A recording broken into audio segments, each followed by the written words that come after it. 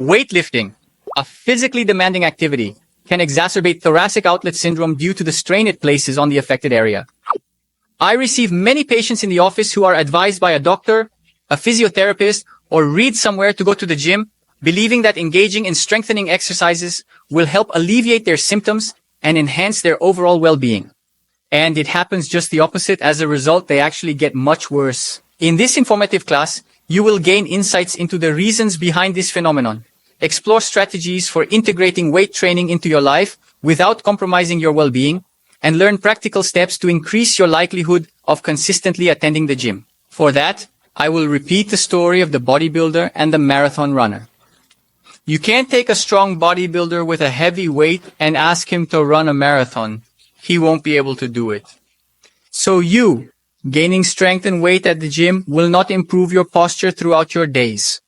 Now you've understood that it's important to be careful when strengthening, but even so, do you still want to do weight training? Want to hit the gym? Do you like it? Is it important to you? I will try to help you in some way so that you increase your chances of being able to do that.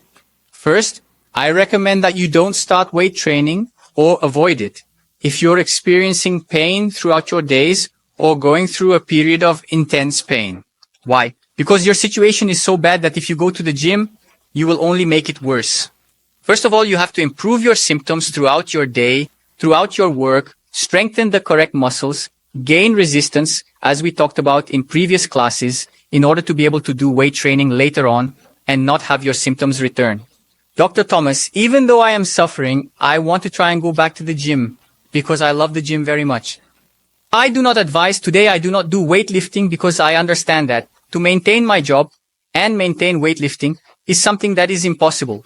So I gave up weightlifting. I do personal training. I do targeted exercises that we will talk about. However, I did not want to give up my job. So today I do not do weightlifting. If this is not your case and you want to do weight training, I will give you some tips so that you have a better chance of being able to return to the gym. First and foremost, it is important to refrain from beginning weightlifting or persisting if you are experiencing a pain crisis. If you're experiencing pain at work when trying to sleep or throughout your day, weight training will make it worse because your condition isn't in a good state. Now, you have already adjusted your work, adjusted your posture, are doing well in physiotherapy, are even thinking about stopping rehabilitation. Maybe this is the time to try going back to the gym. How will you do it? Do not skip physical therapy sessions. Head straight to the gym thereafter. Keep up with physiotherapy and start with light gym workouts. This will help you maintain your posture safely and increase your chances of being able to do the exercises without your symptoms returning. I just arrived at the gym. What are you going to do?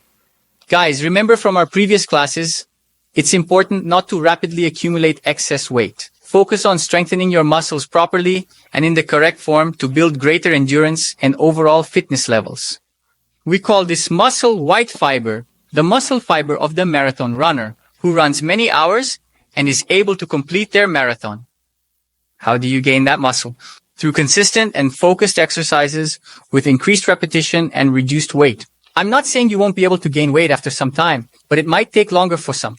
You will probably put effort into it. But to start and increase your chances of success, focus on building resistance first.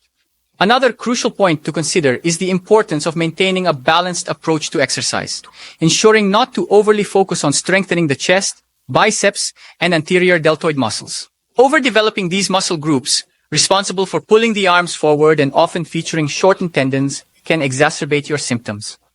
Focus on strengthening the trapezius, posterior deltoid, and interscapular muscles to improve overall upper body strength and posture. There will be a list of exercises that we will release after 7 days for you to see which ones are most recommended at the gym. For someone with thoracic outlet syndrome, I started working out and my pains came back. I advise you to stop weightlifting, go back to physiotherapy, and reevaluate your daily routine.